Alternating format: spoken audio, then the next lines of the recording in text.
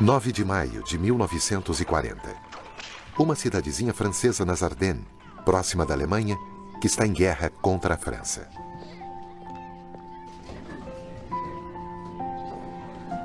Mas as coisas estão tranquilas. Até agora. Por isso, as crianças continuam a enfileirar seus tamanquinhos e a professora diz: hoje vamos aprender uma música bonita para nos trazer a paz de volta. Giram, giram, giram. Os fantoches vão girar.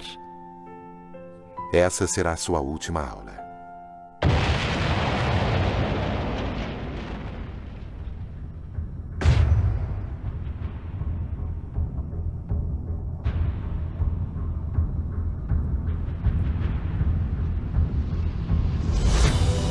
Redescobrindo a Segunda Guerra. 10 de maio de 1940. Às 5h35 da manhã, os alemães lançam sua ofensiva. A Guerra Relâmpago.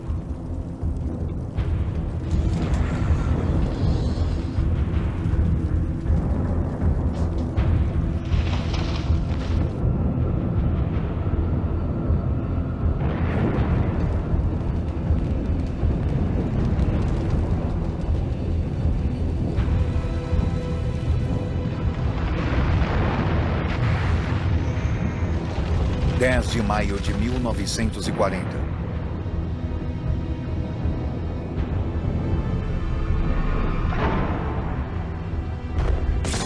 Paraquedistas alemães estão saltando sobre a Holanda. Eles são uma vanguarda, os primeiros de 3 milhões de invasores. A Wehrmacht invade a Bélgica. Essa é a armadilha de Hitler. Os alemães fingem atacar a França através da neutra Bélgica, como fizeram em 1914. O general francês Gamelin, comandante em chefe das forças aliadas, está confiante. Ele tem tudo sob controle.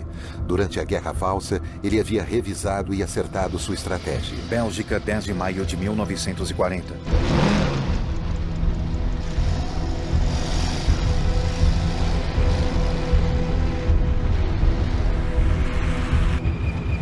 Gamelin movimenta suas melhores divisões motorizadas, a elite do exército francês, para dentro da Bélgica, juntamente com toda a força expedicionária britânica.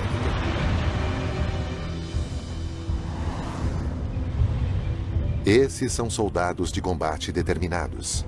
Eles irão deter o avanço alemão através da Bélgica. Mas Hitler, em seu quartel-general, está exultante. Seu plano funcionou. Ele exclama: eu poderia chorar de alegria. Ele instrui Goering, marechal de campo no comando das forças armadas, para que não bombardeie as colunas francesas, que as deixe prosseguir território belga adentro. E ele ataca por trás. Sua verdadeira ofensiva será através das Ardennes. Segundo o alto comando francês, tanque algum conseguiria atravessar aquelas colinas de floresta fechada.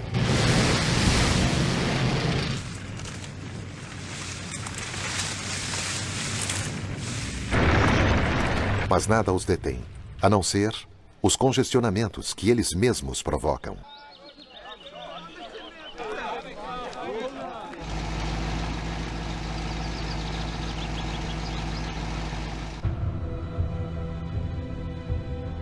Enquanto isso, na Holanda e na Bélgica, as pessoas que têm carros estão entre as primeiras a fugir.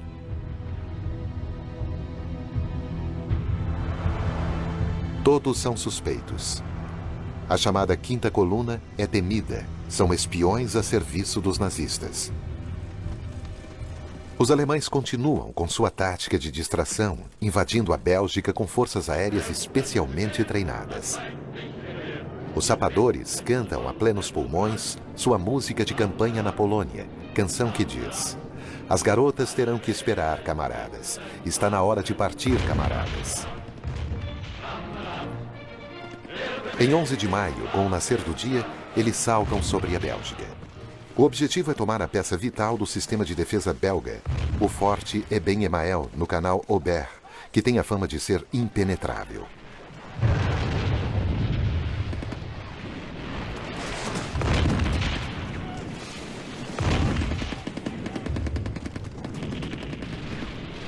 Um intrépido soldado alemão sobe ao topo de uma torre com uma carga de explosivos.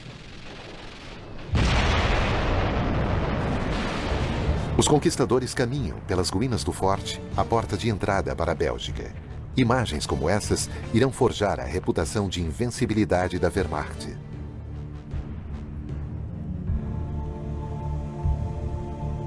Após a tomada do forte, as pessoas se amontoam para pegar os últimos trens para Paris.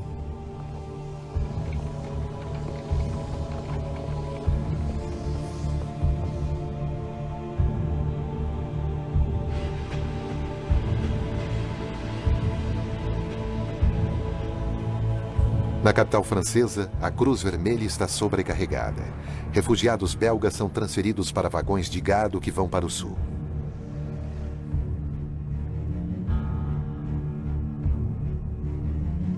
Liege, 11 de maio de 1940. À medida em que os alemães entram em Liege, o pânico aumenta e se alastra.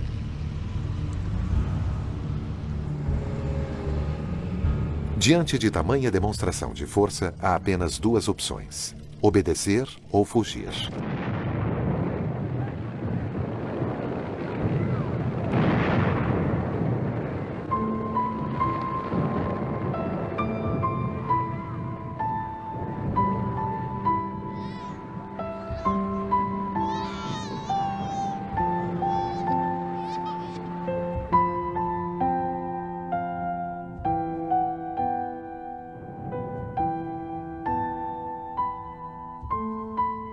Muitos dos refugiados são moradores da zona rural. Assim como ocorreu muitas vezes na história, os fazendeiros sempre foram os últimos a fugir, não querendo abandonar suas plantações e animais. O grande poeta belga Émile Verhaeren escreveu: "As pessoas aqui não têm coisa alguma. Nada diante delas, senão a infindável estrada à sua frente. As pessoas que trabalham nos campos, as pessoas por aqui, só têm desgraça sem fim."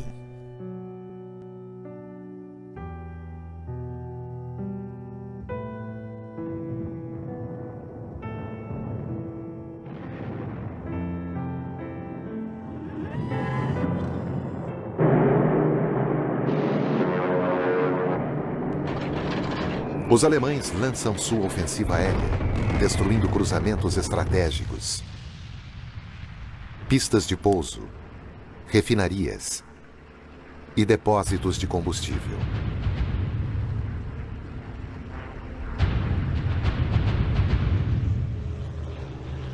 Cidades ao norte e ao leste da França são bombardeadas.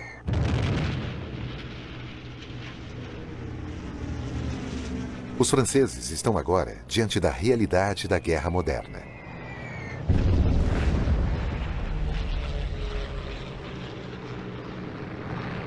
Na Holanda, o porto de Rotterdam está em chamas, resultado de um ataque aéreo alemão aterrorizante, como o de Varsóvia. Mas essas bombas foram jogadas depois que a cidade se rendera. Mais um dos crimes de guerra de Hitler.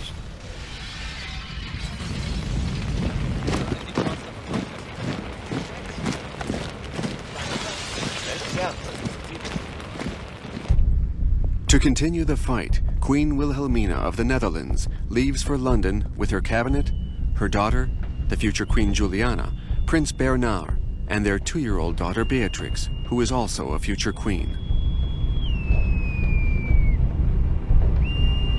Em Londres, o novo primeiro-ministro é Winston Churchill. Seu primeiro discurso revela sua determinação em continuar lutando, sejam quais forem as circunstâncias.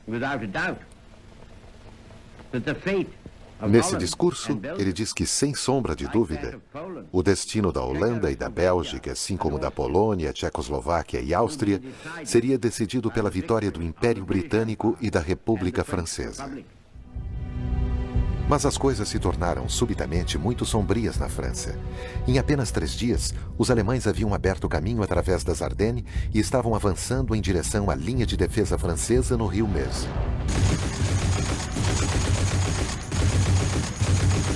Sedan, 13 de maio de 1940. Eles estão fechando o cerco cada vez mais, buscando encurralar as tropas aliadas aglomeradas na Bélgica. Os soldados de infantaria alemã vencem os franceses como se viessem de outro mundo. Com granadas de mão,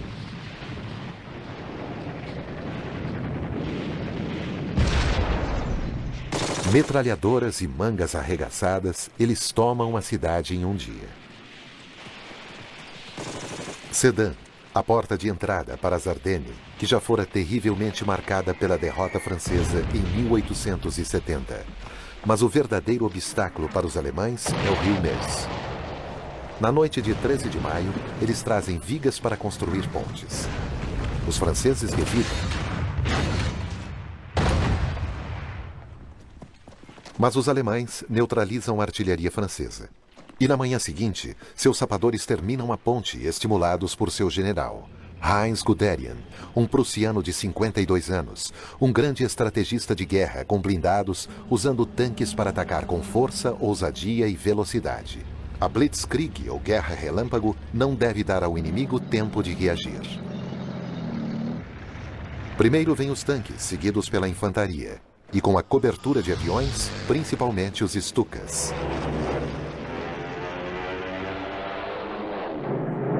Os Stukas são bombardeiros de mergulho equipados com sirenes. Resistindo à intensa pressão da descida, seus pilotos altamente treinados soltam suas bombas no último minuto com precisão letal.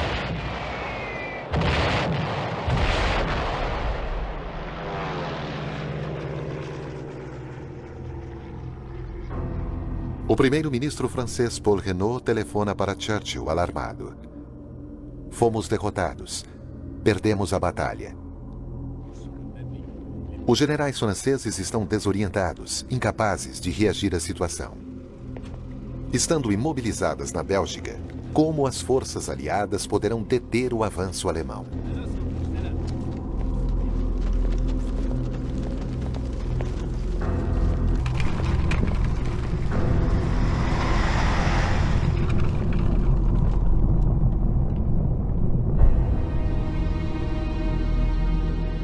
Em Paris, as autoridades francesas estão tentando lidar com um número cada vez maior de refugiados. Belgas e franceses estão chegando em grande número à cidade. Escolas, hospitais e alojamentos logo ficam superlotados.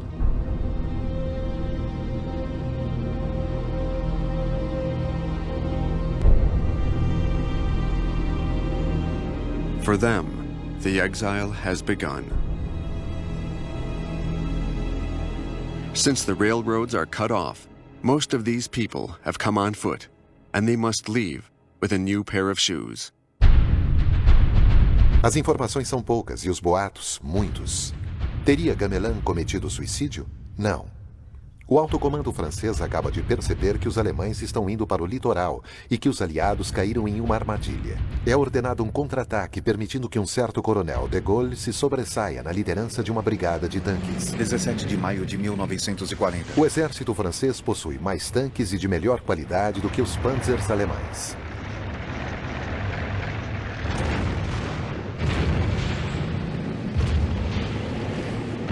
Mas sem qualquer reforço ou apoio aéreo, os tanques franceses tornam-se presas fáceis para os Stukas.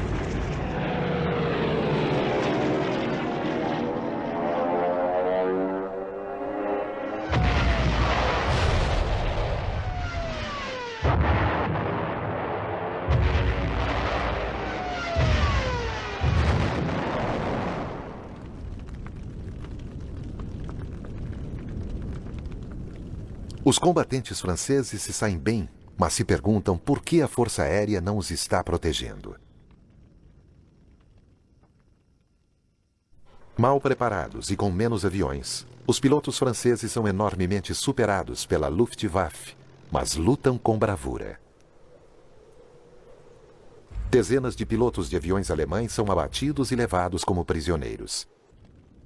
The British government repeatedly asks its French ally to hand over these pilots so that it can put them in a safe place in Canada. In vain. This will indeed be a regrettable mistake. Alguns desses pilotos irão retornar à Alemanha quando o armistício for assinado, e então voltarão a lutar na batalha contra a Grã-Bretanha. 26 de maio de 1940. Os tanques alemães se movimentam rapidamente pelas cidades e vilarejos ao norte da França.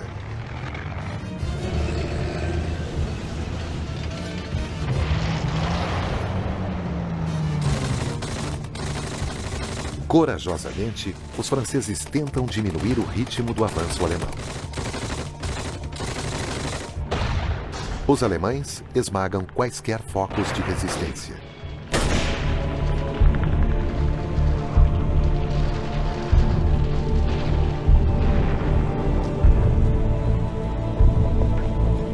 The French commanders no longer know where the enemy is. A staff officer, Captain Boeuf, remarks, "We kept receiving more and more bad news. The atmosphere was unbelievable. After 8 days in a row of disastrous news, we were being worn down psychologically.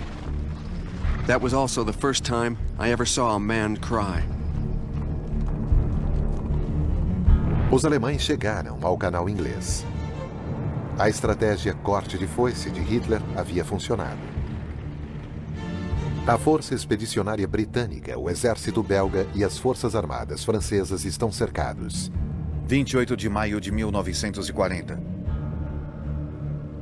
O rei belga se rende juntamente com seu exército.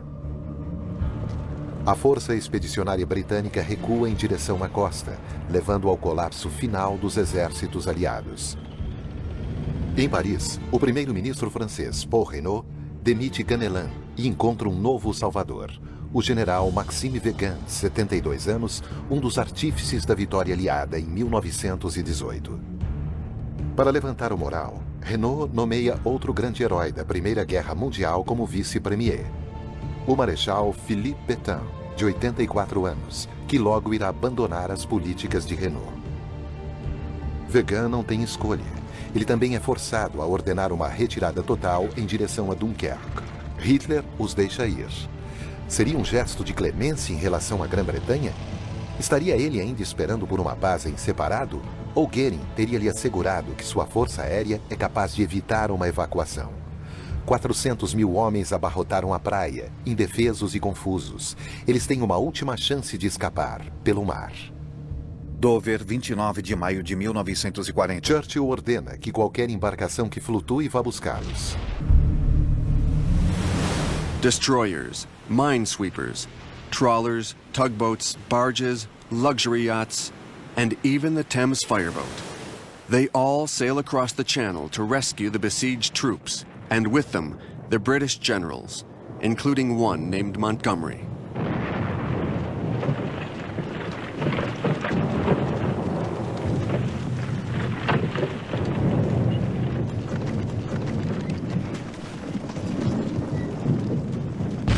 Nas cercanias de Dunkerque, os franceses detêm os alemães e sofrem pesadas baixas. Goering envia os Stukas e bombardeiros da Luftwaffe.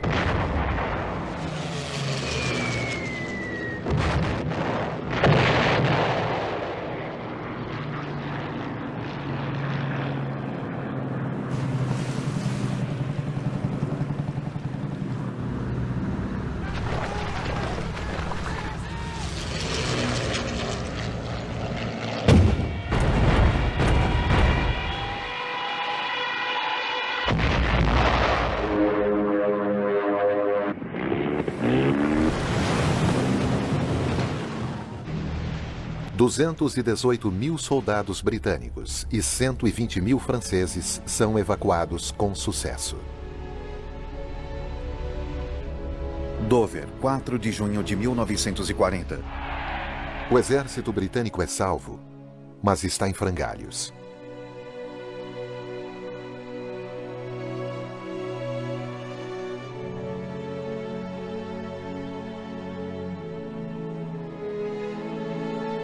Os franceses serão enviados de volta para a França, numa tentativa final para defender seu país.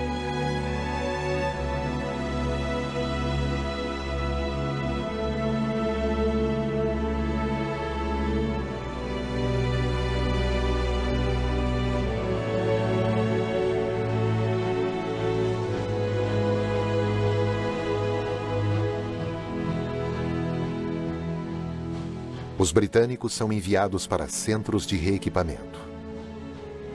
Toda a Grã-Bretanha festeja Dunkerque como um feito extraordinário. Mas Churchill coloca a situação em perspectiva. Com lucidez ele diz: guerras não são ganhas com retiradas. Ainda assim, naqueles primeiros dias de junho de 1940, nasce o espírito de Dunkerque. A crueldade dessa guerra e o poder destruidor do inimigo nazista estão agora evidentes para os britânicos. A alegria e a despreocupação dão lugar a esforços frenéticos para mobilizar a nação. Em 4 de junho, Churchill, que também está combatendo os derrotistas em seu próprio lado, faz um pronunciamento. Seu tom é inesquecível. Lutaremos nas praias, nos solos de pouso, nos campos, nas ruas e nas colinas. Nunca nos renderemos. Dunkerque, 4 de junho de 1940. Em 4 de junho, os alemães tomam Dunkerque.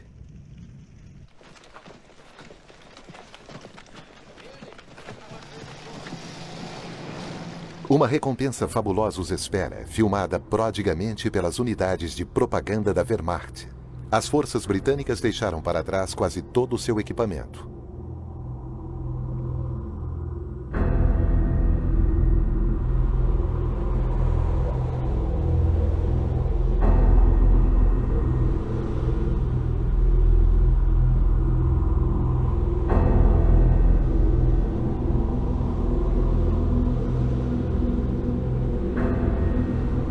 The beach is sown with wreckage, a British Spitfire, and the skeleton of a French destroyer, La Droit, completely demolished, like the Jaguar and the Sirocco, testifying to the violence of the battles fought by the French Navy.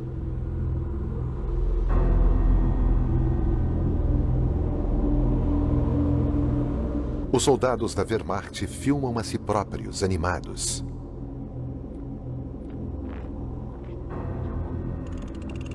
Eles encontram um gramofone francês com o famoso disco de Maurice Chevalier.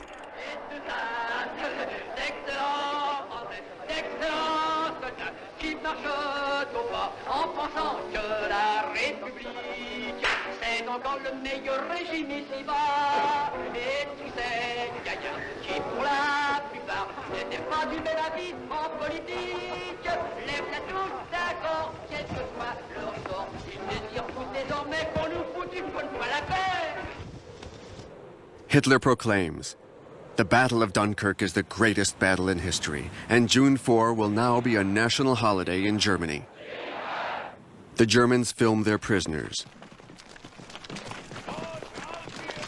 80,000 French soldiers who were sacrificed to defend Dunkirk. They would have preferred to be evacuated with the others. There would be bitter feelings for a long time. But Churchill says, these Frenchmen, for 4 critical days, contained no less than 7 German divisions. This was a splendid contribution to the escape of their more fortunate comrades. Britain could not have continued the war without them.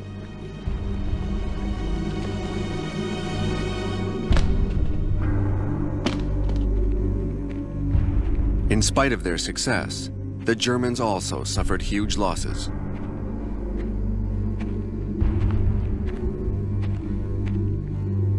Guderian lets his soldiers take a break.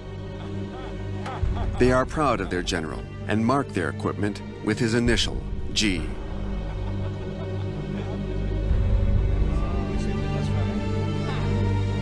Most of them are drunk with fatigue. After fighting non-stop night and day, they haven't slept in 4 weeks.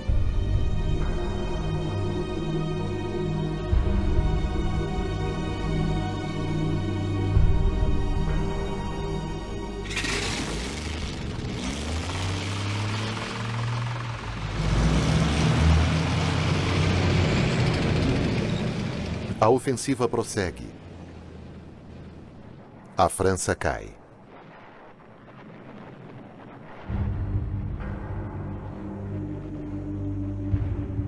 Entretanto, Reynaud e de Gaulle, que era subsecretário de Estado da Defesa e da Guerra, querem continuar lutando.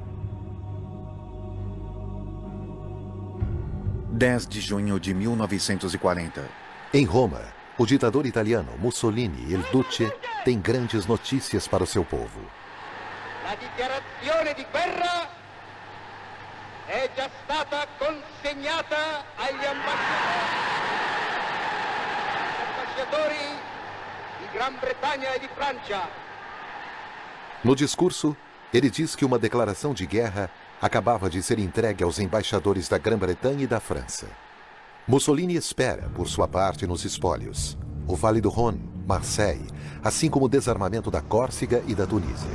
Os franceses dizem, é uma punhalada nas costas. A ofensiva de Mussolini é abreviada pelas divisões alpinas francesas. As tropas do general Rommel atacam a Normandia e entram em Rouen.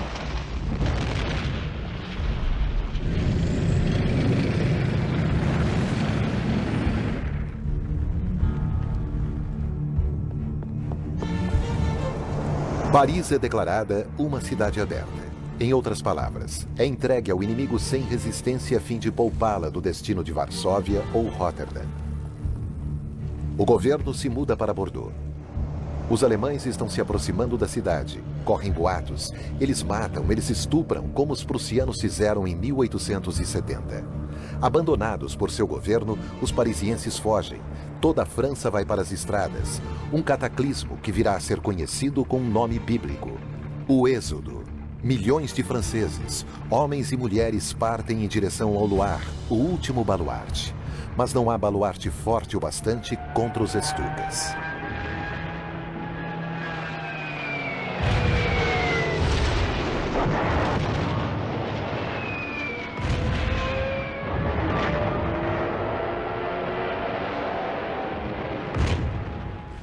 Os alemães entram em Paris ao raiar do dia 14 de junho de 1940.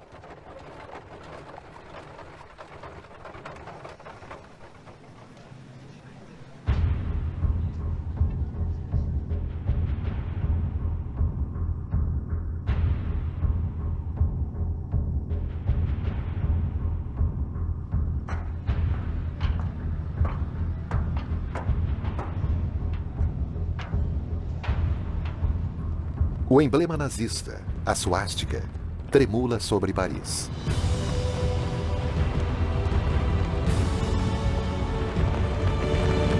Uma das primeiras ações dos ocupantes alemães é apoderar-se de todos os registros dos ministérios abandonados. Listas de espiões, de judeus, de maçons e até mesmo a cópia original do Tratado de Versalhes que tanto humilhou a Alemanha em 1919. Ele é enviado imediatamente a Hitler. O êxodo foi interrompido. As pontes sobre o Loire explodidas. 15 de junho de 1940. Agora, a única esperança é que a luta termine. Pétain, em Bordeaux, também quer pôr um fim a isso tudo.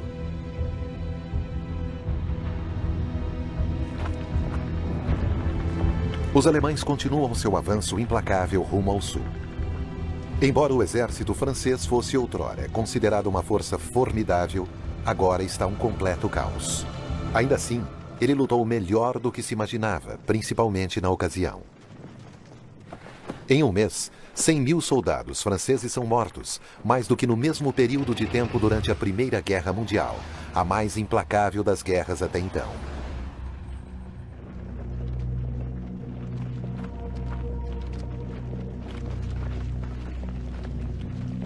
Um 1.850.000 soldados são feitos prisioneiros, juntamente com 36.000 oficiais e 176 generais.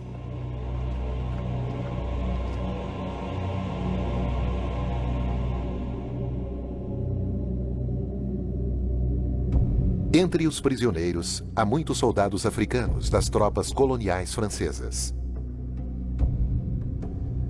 Os cineastas amadores da Wehrmacht os filmam com um perverso sentimento de autossatisfação.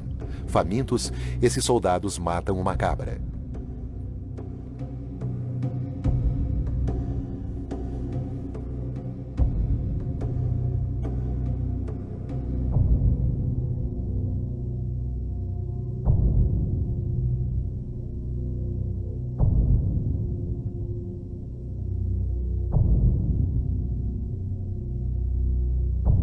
Os filmes de propaganda alemães insistem em mostrar repetidos close-ups dos prisioneiros. As instruções oficiais são mostrar a degeneração dos franceses, forçados a irem à guerra com seus escravos de suas colônias. O comentário alemão original é revelador. Os aliados dizem estar lutando para defender a civilização de nosso barbarismo medieval. Olhem só para eles, os guardiões da cultura. 3.000 soldados e oficiais africanos do exército francês serão baleados e mortos depois de capturados. Depois de 7 anos de doutrinação nazista, o racismo entre os soldados alemães é desenfreado.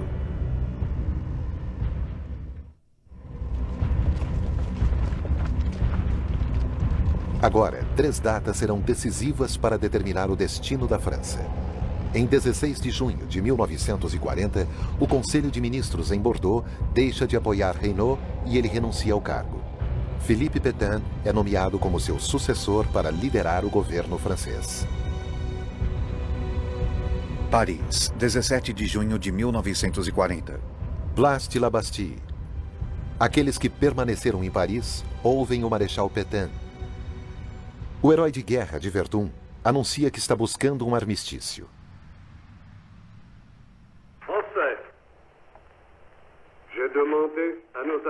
Ele diz ao povo francês que pediu aos inimigos que cessassem todas as hostilidades e que tomou essa decisão dolorosa para o coração de um soldado porque a situação militar a exigia.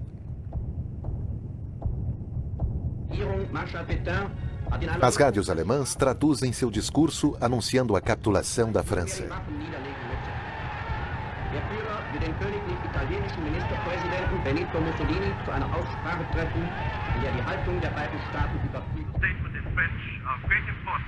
Alguns franceses conseguem sintonizar a BBC. O general de Gaulle chega a Londres. Em 18 de junho, ele condena o armistício. Poucos dias depois, de Gaulle grava um novo discurso em que diz: acreditamos que a honra da França repousa em dar continuidade à guerra ao lado de nossos aliados.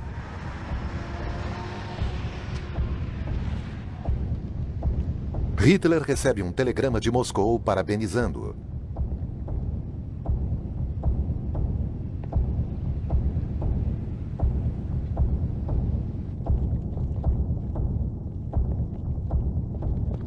Em 22 de junho de 1940, Hitler chega a Copenhague, perto de Paris.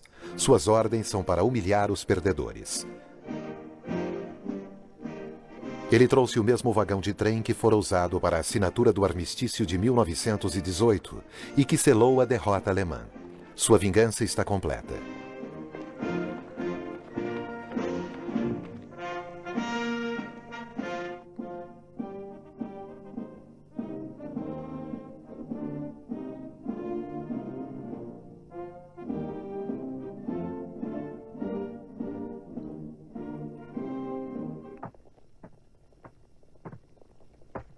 A delegação francesa é liderada pelo general Ransiger.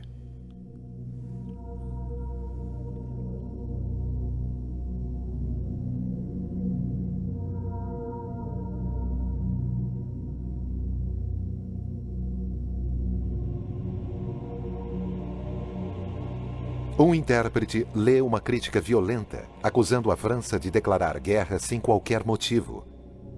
Hitler não pronuncia uma única palavra. Ele se levanta e sai.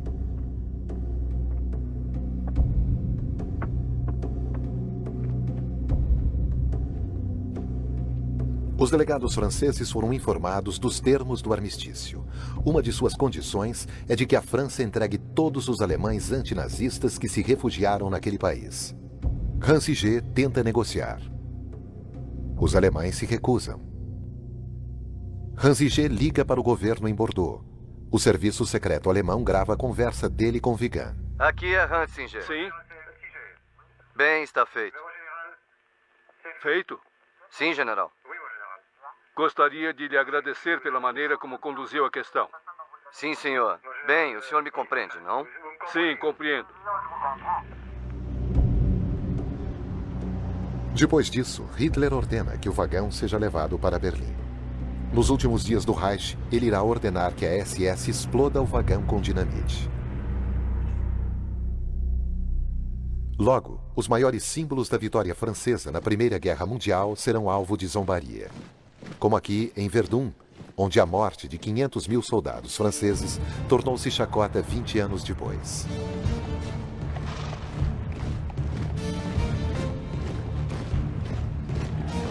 Hitler faz chacotas quando visita seus homens que acabam de tomar a linha Maginot.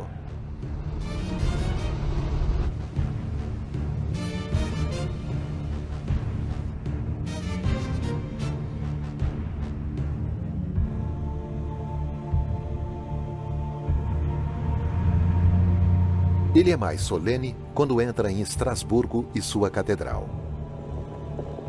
Alsácia e Lorena são dos alemães, mais uma vez, como ele prometera. Os espólios da capital francesa: 2.000 tanques, 5.000 canhões, 300.000 rifles, 4 milhões de cartuchos de munição.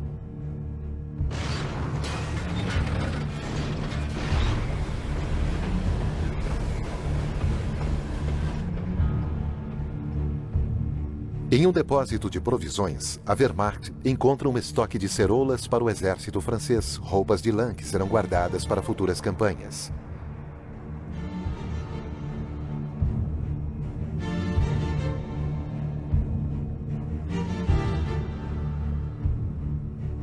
Os espólios são as fábricas, os portos, todas as riquezas da França. Foram os franceses que declararam guerra. Consequentemente, eles pagarão o equivalente a 100 milhões de dólares por dia em custos de ocupação. O general Hansiger vai para a Alemanha para a primeira reunião da comissão encarregada de aplicar os termos do armistício.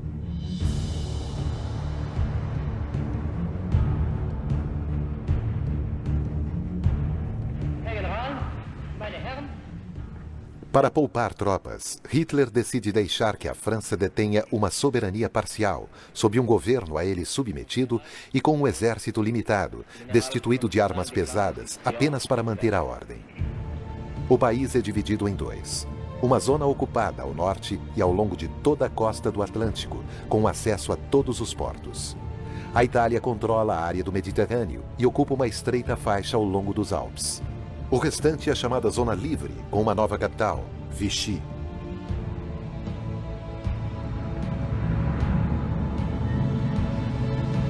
Essa estância termal foi escolhida em parte por seus vários hotéis.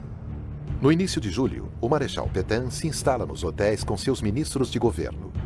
A atmosfera por toda parte é péssima.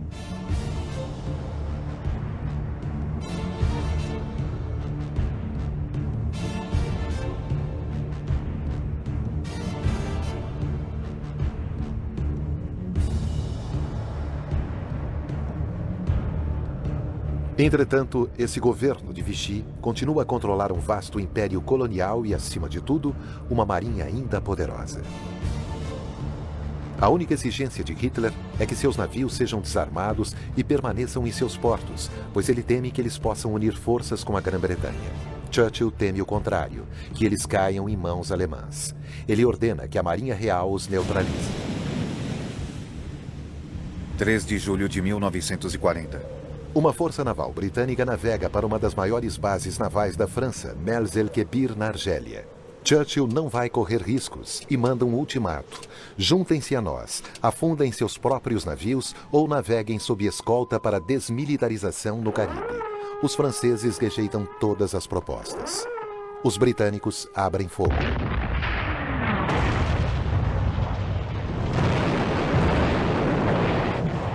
Dois navios de combate franceses ficam seriamente danificados e um deles, o Bretagne, é afundado. 1.297 marinheiros franceses são mortos.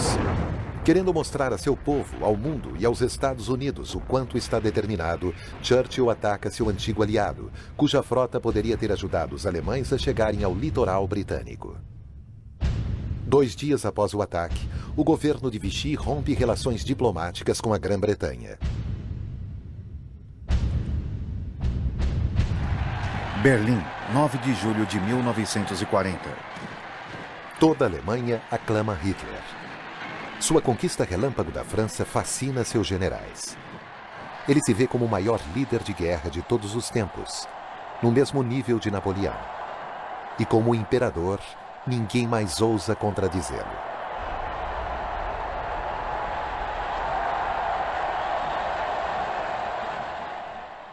Jersey, julho de 1940. Os alemães ocupam as ilhas do Canal, Jersey e Guernsey, preparando o caminho para a invasão da Grã-Bretanha. Hitler holds off. These people are, after all, Anglo-Saxon, distant cousins. An alliance with them is still conceivable. Europe would be German, and the ocean British. But Churchill will never agree. Grã-Bretanha, julho de 1940. Os britânicos se preparam para uma invasão alemã, tomando medidas que podem parecer triviais.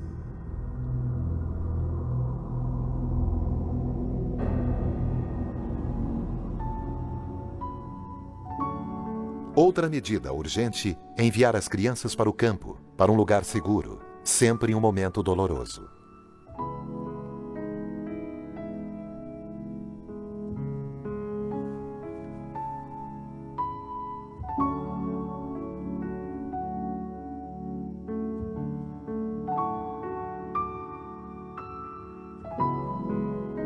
Suas irmãs mais velhas, suas mães e avós, se juntam aos esforços de guerra.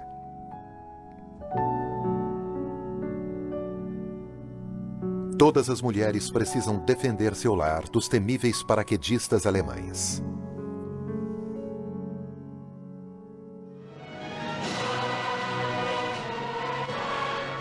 Os homens, até mesmo os veteranos da Primeira Guerra Mundial, se reúnem como voluntários de defesa local para a chamada Home Guard.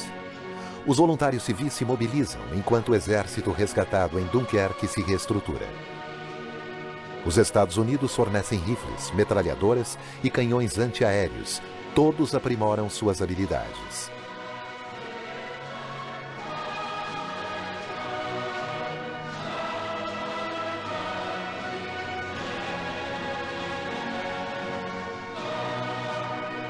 Churchill faz um discurso dos mais inspirados ao povo britânico.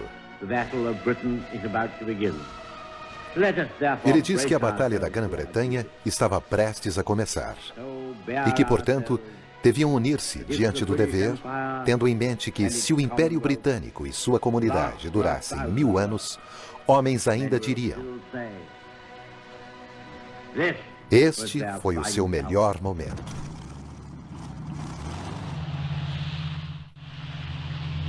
Uma das principais armas de Churchill é a RAF, a Força Aérea Real, juntamente com seu extraordinário avião, o Spitfire, e seu motor Rolls-Royce, um dos melhores caças do mundo.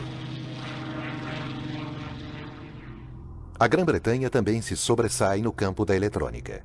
Os britânicos são os primeiros a usar radar visando a defesa. Nas salas de operações, o radar é usado para a detecção de aviões e para orientar os pilotos em direção ao inimigo. Os pilotos de todo o Império Britânico se unem a aviadores que conseguiram fugir de seu país sob a ocupação alemã, ou cujos governantes estão no exílio em Londres, poloneses, holandeses, tchecos e as primeiras forças da França Livre, juntamente com de Gaulle.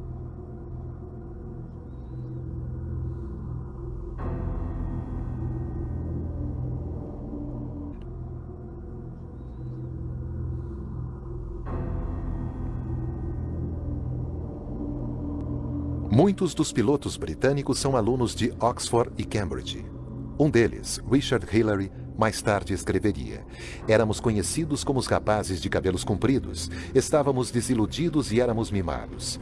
A imprensa se referia a nós como a geração perdida. Superficialmente, éramos egoístas e egocêntricos. A guerra não exigiu atos heróicos, mas nos deu a oportunidade de provar a nós mesmos e ao mundo que, ainda que fôssemos indisciplinados, éramos páreo para a juventude alimentada pelo dogma de Hitler. Os pilotos alemães haviam sido treinados pela Hitlerjugend, a juventude hitlerista, com o propósito de vingança.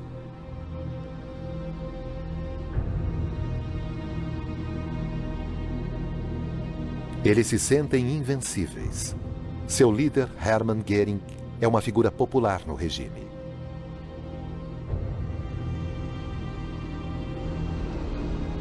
Göring, um homem que gosta de luxo, sempre se hospeda no Hotel Ritz de Paris e transforma o Palácio de Luxemburgo no quartel-general da Luftwaffe. Ele prometeu a Hitler que a Luftwaffe conseguiria eliminar a Força Aérea Real em dias, que tomaria o controle do espaço aéreo e que autorizaria a invasão da Grã-Bretanha pela Wehrmacht. A Luftwaffe tem à disposição todos os campos de aviação da França, suas instalações e seus equipamentos. Seus pilotos são bem treinados. Como Adolf Galland, com seu charuto, sua marca registrada, que combateu os republicanos na Espanha. Ou Werner Melders, um as da Batalha da França. Ele foi um dos pilotos abatidos, feito prisioneiro e que então se reuniu novamente aos alemães. Agora, ele faz parte da ofensiva aérea contra a Grã-Bretanha.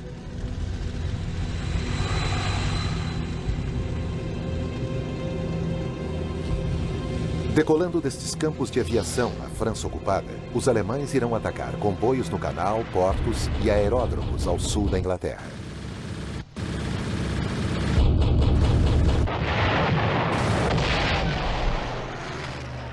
Eles irão abater 500 aviões britânicos ao custo de 1.000 dos seus próprios.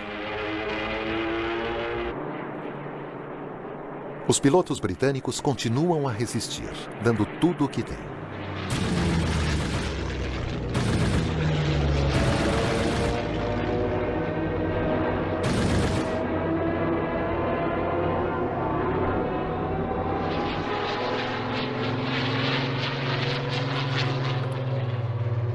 Churchill proclama: nunca, no campo do conflito humano, tantos deverão tanto a tão poucos.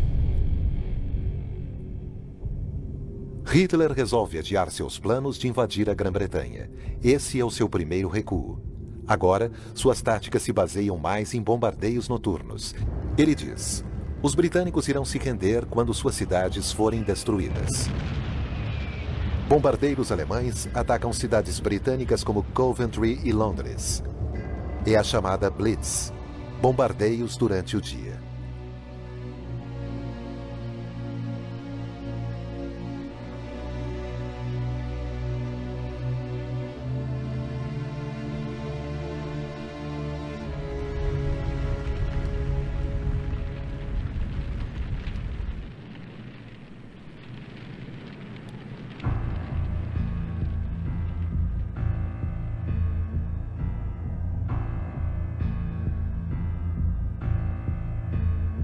Quanto aos britânicos, eles continuam resistindo de forma admirável.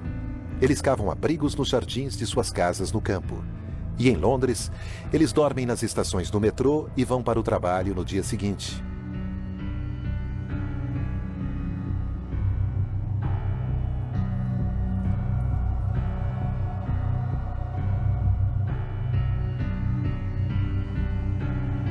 Eles nunca perderam a confiança nem seu senso de humor. Churchill diz aos franceses que Herr Hitler diz que irá reduzir Londres a cinzas e que o povo britânico está resistindo de maneira resoluta.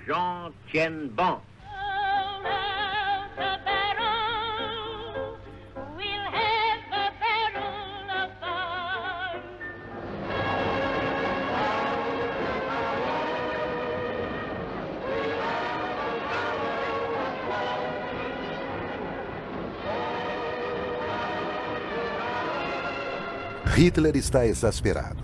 Mais tarde, ele irá chamar Churchill de um bêbado meio americano controlado por judeus.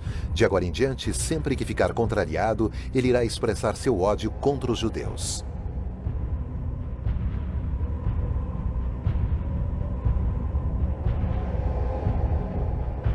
Em 12 de outubro de 1940, no dia do Yom Kippur, os judeus de Varsóvia ficam sabendo que um gueto seria construído.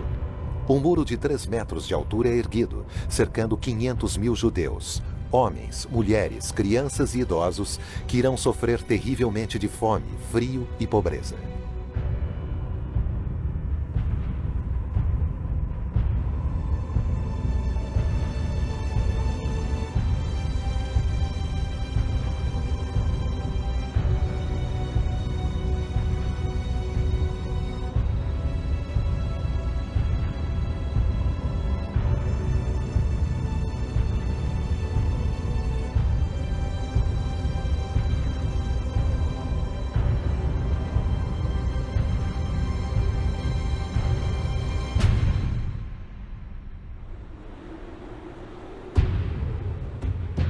Em seu chalé nos Alpes da Bavária, o Berghof, Hitler é filmado por sua amante Eva Braun, enquanto comemora o Ano Novo rodeado pelos filhos de dignatários nazistas. Ele tem outro truque na manga, uma outra grande jogada. Sua missão agora é conquistar novos Lebensraum, espaços vitais ao leste. Ele se aliou a Stalin apenas para poder atacá-lo melhor depois. Seu fracasso em tomar a Grã-Bretanha o leva a agir rápido. Antes que Churchill consiga trazer os Estados Unidos para a guerra, aquilo iria inflamar o mundo. Próximo episódio: Pesadelo Alemão.